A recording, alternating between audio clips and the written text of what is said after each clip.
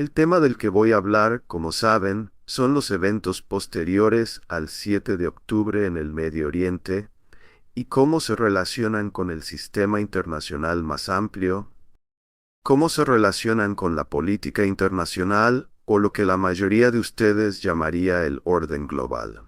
Eso es de lo que quiero hablar, y la forma en que procederé es comenzando con una explicación del sistema internacional actual. Quiero darles un marco para pensar sobre la política internacional en todo el planeta.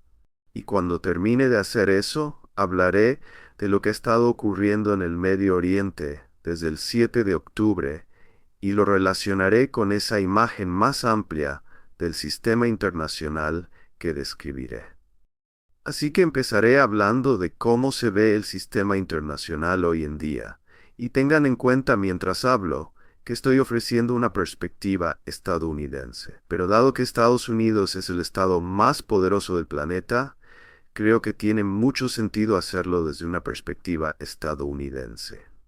El punto de partida para pensar sobre la política internacional a escala global es pensar en la polaridad del sistema, lo que es otra forma de decir cuántas grandes potencias hay en el sistema internacional. Cuando nací, en diciembre de 1947, Estados Unidos y la Unión Soviética eran las dos grandes potencias del planeta. Vivíamos en un mundo bipolar. En 1989 terminó la Guerra Fría, y como todos ustedes saben, en diciembre de 1991 la Unión Soviética colapsó, y pasamos de un mundo bipolar a un mundo unipolar, donde la única gran potencia en el mundo era Estados Unidos. Luego, aproximadamente en 2017, el mundo dejó de ser unipolar y se convirtió en multipolar. Ahora había, y esto por supuesto es cierto hoy en día, tres grandes potencias en el sistema internacional. Estados Unidos, que sigue siendo el estado más poderoso del planeta. China, que está razonablemente cerca en segundo lugar. Y Rusia, que está en un distante tercer lugar. Rusia es la más débil de las tres grandes potencias. China no está tan lejos de Estados Unidos, y es por eso que Estados Unidos considera a China un competidor de igual nivel. Básicamente, lo que estoy diciendo es que pasamos de la bipolaridad a la unipolaridad y luego a la multipolaridad, y la mayoría de ustedes alcanzaron la mayoría de edad durante el momento unipolar. Luego, en 2017, como mencioné, el mundo cambió de manera fundamental. La arquitectura o estructura del sistema cambió. Y esa arquitectura del sistema importa enormemente. El hecho de que ahora estemos en un mundo multipolar es algo a lo que deben prestar mucha atención hoy y en el futuro. Ahora bien, ¿cómo se ve ese mundo multipolar?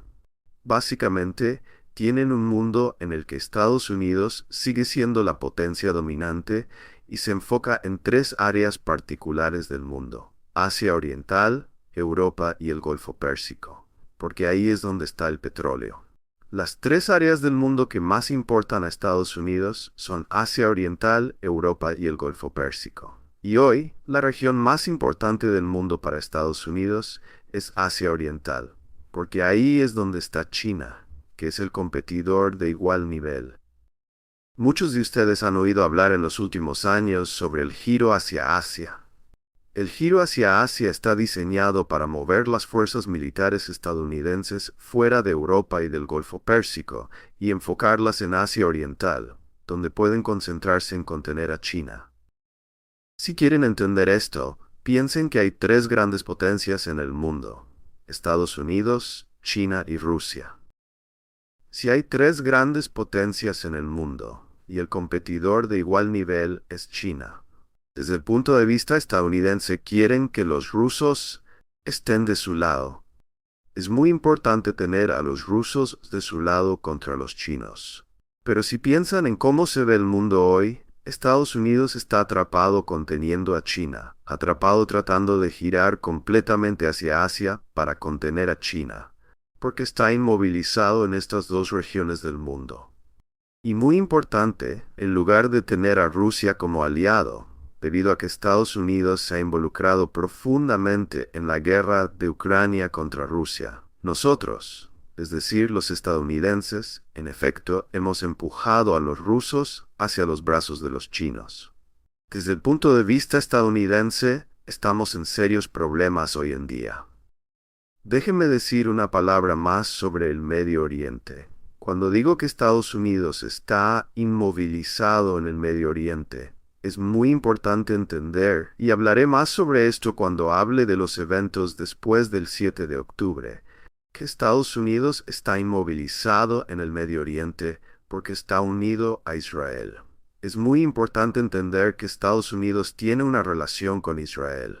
Y al igual que Estados Unidos, Israel es más que un simple aliado normal. Estados Unidos nuevamente apoya a Israel sin importar qué. Así que, cuando hablamos de que Israel está profundamente involucrado en esta guerra o aquella guerra en el Medio Oriente, es importante entender que esto significa que Estados Unidos también está involucrado y Estados Unidos está del lado de Israel. Así que, nuevamente, tenemos una situación en la que Estados Unidos, el estado más poderoso del planeta, está profundamente involucrado en un conflicto o en una serie de conflictos en el Medio Oriente. Profundamente involucrados en una serie de conflictos en Europa y al mismo tiempo no puede girar completamente hacia Asia. Otra manera de verlo, pensando en el panorama general, es reconocer que lo que Estados Unidos ha hecho en los últimos años es acercar a Rusia, China, Irán y Corea del Norte. Básicamente forman un bloque en este momento. Y del otro lado hay otro bloque. Ese bloque es Europa, Israel y Estados Unidos. Así que tienes a Irán, Corea del Norte, China y Rusia en un lado, y tienes a Estados Unidos, Europa e Israel en el otro. Y esos dos bloques están enfrentados. Son antagonistas importantes en el sistema internacional. Y lo que es muy importante, esa competencia entre los dos bloques tiene consecuencias significativas para el Medio Oriente, consecuencias significativas para el mundo árabe y consecuencias significativas para los estados del Golfo. Es muy importante entender eso. Esto me lleva a cómo se ve el Medio Oriente después del 7 de octubre. Así que quiero cambiar de tema ahora y moverme a la segunda parte de mi charla, y quiero hablar un poco sobre lo que ha estado ocurriendo en el Medio Oriente y hacia dónde se dirige la situación.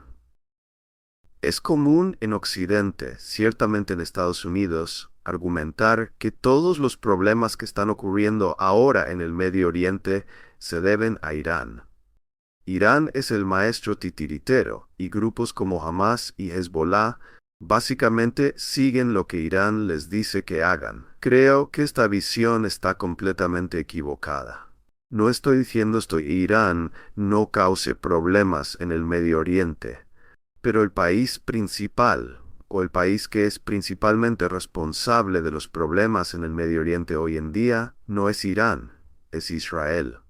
Y para entender qué está haciendo Israel y pensar en los problemas que están ocurriendo ahora en el Medio Oriente, es importante entender que hay tres conflictos que no son completamente independientes entre sí, pero que deben analizarse por separado.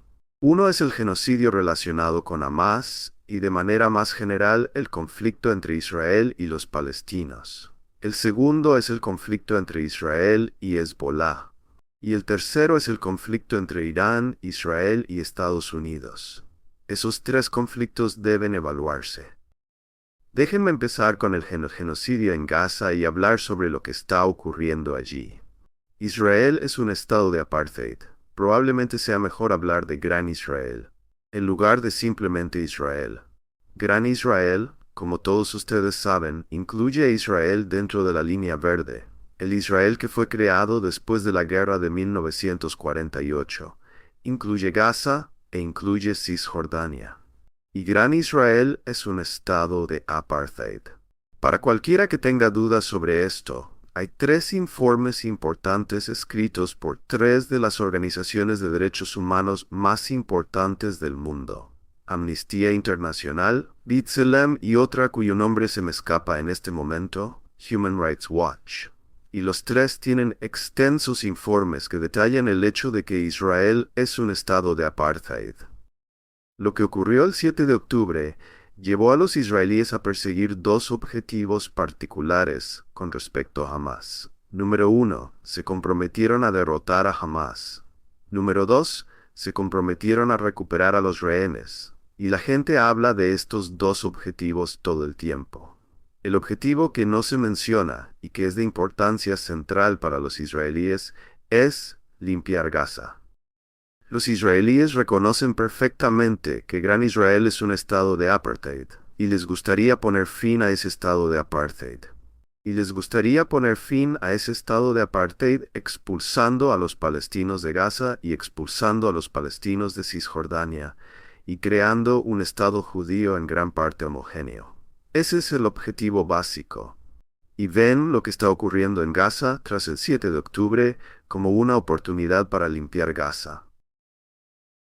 La suposición operativa básica desde el principio era que, al matar a un número significativo de palestinos y al hacer que Gaza fuera prácticamente inhabitable, los palestinos se irían.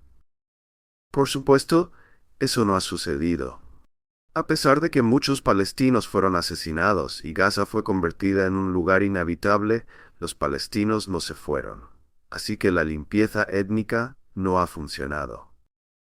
Pero, en el proceso, lo que ha sucedido es que la máquina de matar israelí ha llegado a un punto en el que, en efecto, está ejecutando un genocidio en Gaza. Y eso es lo que está ocurriendo ahora.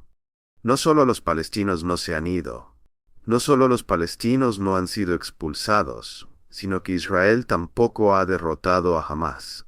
Hamás todavía funciona de manera efectiva como una organización de combate que representa una amenaza para Israel y que Israel no puede derrotar. Es muy importante entender que no han derrotado a Hamás, no van a derrotar a Hamás y tampoco han recuperado a los rehenes. Y nuevamente no han limpiado Gaza. ¿Qué pasa con Hezbolá? Como todos saben, poco después del 7 de octubre, Hezbolá comenzó a disparar cohetes y misiles hacia el norte de Israel.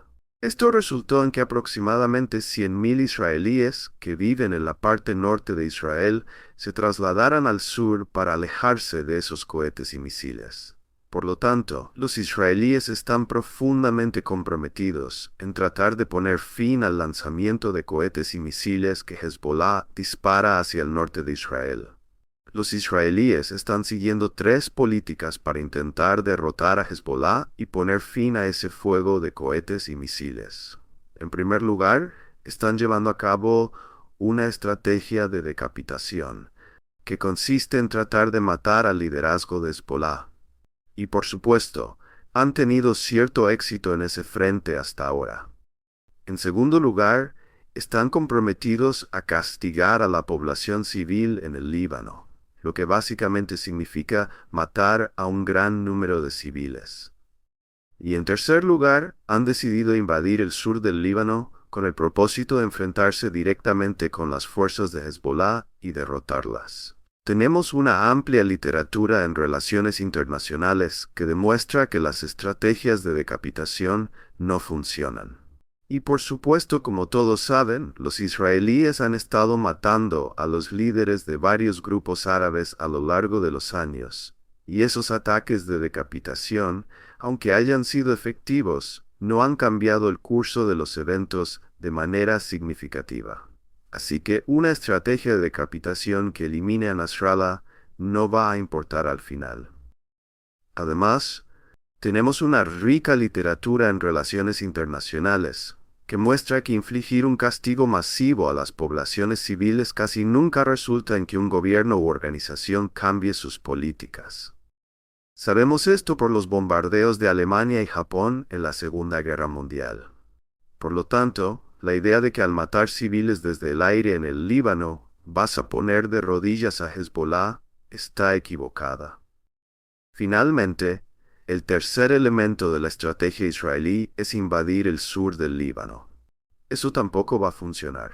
Lo intentaron en 2006, lo intentaron en 1982, y en ambos casos fracasaron. Y van a fracasar aquí. ¿Qué les estoy diciendo? El resultado final es que Hezbollah seguirá siendo un adversario formidable para Israel en el futuro previsible y mantendrá la capacidad de lanzar cohetes y misiles hacia el norte de Israel, lo cual es un gran problema para Israel. Así que lo que les estoy diciendo hasta ahora es que los israelíes no han derrotado a Hamás, no han podido limpiar étnicamente Gaza y no van a derrotar a Hezbollah. Esto significa que estos dos conflictos continuarán durante mucho tiempo. Esto nos lleva al tercer conflicto, que es Irán. Es muy importante entender que ni Irán ni Estados Unidos quieren verse arrastrados a una guerra entre ellos. Irán y Estados Unidos han hecho grandes esfuerzos para evitar un conflicto directo entre sí. Son los israelíes, por otro lado, quienes están profundamente comprometidos en tratar de que Irán y Estados Unidos entren en una lucha.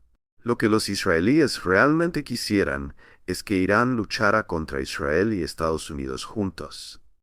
El 1 de abril, los israelíes atacaron. Los israelíes atacaron la embajada iraní en Damasco. Y eso, por supuesto, provocó que los iraníes respondieran el 14 de abril atacando a Israel. Luego Israel respondió el 19 de abril con un ataque a pequeña escala contra Irán. Sin embargo, los israelíes no lograron involucrar a Estados Unidos e Irán en un conflicto importante. No obstante, el 31 de julio, como todos saben, asesinaron al líder palestino en Teherán. Y esto eventualmente llevó, el 1 de octubre, a que Irán lanzara un ataque masivo que involucró alrededor de 180 misiles balísticos contra Israel. Entonces Israel contraatacó, y uno podría imaginar que los israelíes contraatacarán. Lo que está ocurriendo aquí es que estamos subiendo en la escalada del conflicto. ¿Y dónde termina todo esto? ¿Quién sabe? Pero lo importante es que los israelíes ahora han logrado involucrar a Irán y a Estados Unidos en un conflicto, porque Estados Unidos estará con Israel mientras Israel e Irán suben en la escalada del conflicto. Ahora, la pregunta que se plantean, o que deberían plantearse, es ¿por qué los israelíes están haciendo esto? Es decir, ¿por qué los israelíes están tan comprometidos en involucrar profundamente a Irán en una guerra con Estados Unidos? Hay varias razones para esto. En primer lugar, los iraníes son el hombre del saco que mantiene a Estados Unidos involucrado en el Medio Oriente desde el punto de vista de Israel. Trita Parsi escribió un libro muy importante sobre este tema. Originalmente era su disertación, donde habló con todo tipo de israelíes que dijeron que, cuando terminó la Guerra Fría y desapareció la amenaza soviética, los israelíes estaban profundamente preocupados de que no habría una amenaza formidable en el Medio Oriente que causara que los estadounidenses mantuvieran su presencia militar en la región, y se preocuparan mucho por la región por razones estratégicas. Entonces, lo que los israelíes decidieron hacer fue fabricar una amenaza, hacer grandes esfuerzos para argumentar que los iraníes eran una amenaza seria para la región, una amenaza seria para Estados Unidos, con el propósito de mantener a los estadounidenses allí. Además, dado todo el problema en el Medio Oriente y dada la importancia del tema palestino, que yo argumentaría es la raíz de los problemas en el Medio Oriente, ciertamente la raíz de los problemas actuales. Si se retrata a los iraníes como la raíz de todo mal, como la causa de los problemas en el Medio Oriente, se desvía la atención del argumento de que es Israel el que está causando el problema. Así que Israel y Estados Unidos tienen un interés en argumentar que Irán es el titiritero maestro y que esto no tiene nada que ver con el tema palestino, que todo tiene que ver con Irán. Si involucras a Irán en un conflicto con Estados Unidos, garantizas que los estadounidenses vean a Irán como la causa de todos los problemas. El tercer factor es que Irán está cerca de tener armas nucleares. No está lejos del punto en el que puede desarrollar un arsenal nuclear, y esto preocupa mucho a los israelíes. Lo que quieren es que Estados Unidos use su formidable fuerza militar para atacar las instalaciones nucleares de Irán y eliminarlas de una vez por todas. Entonces lo que tienes aquí es una situación en la que Estados Unidos, lenta pero constantemente, está siendo arrastrado hacia una guerra cada vez más grande con Irán. Y la pregunta que deberías plantearte es, ¿a dónde lleva todo esto? Ahora, si escuchas hablar a los israelíes y escuchas a muchos de los partidarios de Israel en Estados Unidos, hablan de rehacer el Medio Oriente. Vamos a rehacer el Medio Oriente. Y por supuesto, cuando hablan de rehacer el Medio Oriente, no solo están hablando de Irán, también están hablando de Hezbollah y de Hamas. Bueno, tal vez rehagan el Medio Oriente. Los israelíes y los estadounidenses juntos tal vez rehagan el Medio Oriente. Yo tengo mis dudas sobre eso, pero no lo van a rehacer de una manera que consideren deseable. La idea de que Irán será neutralizado de una vez por todas, que Hezbollah será derrotado, que Hamas será derrotado, y que el problema palestino será resuelto debido a una limpieza étnica exitosa, eso no va a suceder. Hamas llegó para quedarse. Hezbollah llegó para quedarse. Irán llegó para quedarse. Y de hecho Irán tiene una capacidad formidable de represalia contra Israel, que no debe subestimarse, lo que hace que sea muy difícil para Israel y Estados Unidos lidiar con Irán de manera efectiva o contundente como les gustaría. No hay evidencia de que estos tres problemas se vayan a resolver. Pero profundizando un poco más en esto, como les dije antes, el problema aquí, en el Medio Oriente, el problema principal no es el comportamiento de Irán. No quiero argumentar que los iraníes son los buenos de la historia. Ese no es mi argumento. Los iraníes sí causan su parte de problemas, pero no son la causa principal de los problemas que enfrentamos hoy en día. La raíz del problema es el problema palestino. Si los palestinos tuvieran alguna forma significativa de soberanía, si se hubiera implementado una solución de dos estados hace mucho tiempo, entonces no habría un conflicto que involucrara a Hamas. Y si no hubiera un conflicto que involucrara a Hamas, no habría un conflicto que involucrara a Hezbollah. Y con respecto a Irán, no hay ninguna razón para que los iraníes y los estadounidenses sean enemigos mortales. He pasado mucho tiempo estudiando las relaciones entre Estados Unidos e Irán desde 1979. Y cuando miras cuidadosamente esa relación, los iraníes en numerosas ocasiones han intentado mejorar las relaciones con Estados Unidos. Y cada vez que los iraníes han intentado hacer eso, y los estadounidenses han mostrado alguna señal de mejorar las relaciones con Irán, el lobby israelí en Estados Unidos ha intervenido y ha frustrado ese movimiento hacia el acercamiento. Porque, como les dije antes, los israelíes quieren asegurarse de que Estados Unidos e Irán tengan malas relaciones para siempre. Así que esa es la situación en la que estamos. Mi conclusión para ustedes es que hasta que resolvamos el problema palestino, lo cual no vamos a resolver, no se va a resolver, habrá problemas interminables en el Medio Oriente. Y esos problemas interminables incluirán a Hamas y a los palestinos, no solo en Gaza, sino también en Cisjordania. Incluirán al Líbano e incluirán a Irán.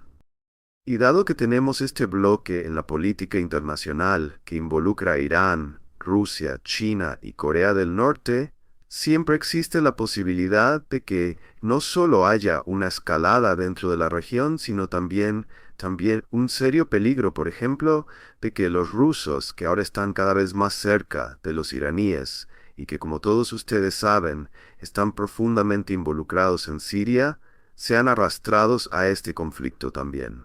Así que el potencial de peligro es enorme. Quiero concluir con una nota sobre los palestinos. Me preocupa profundamente el futuro de los palestinos. Por supuesto, lo que les está sucediendo a los palestinos hoy es absolutamente horrible, y no quiero minimizar eso ni por un segundo, pero me preocupa mucho que las cosas puedan empeorar aún más.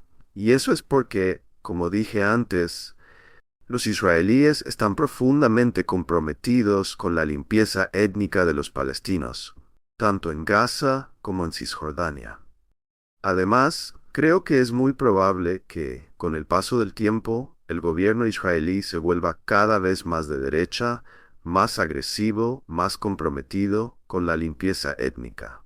Y al mismo tiempo, debido al poder del lobby israelí en Estados Unidos, cuanto más presionen los israelíes para sacar a los palestinos de Gaza y Cisjordania, más los respaldará Estados Unidos. Estados Unidos apoyará incondicionalmente a Israel.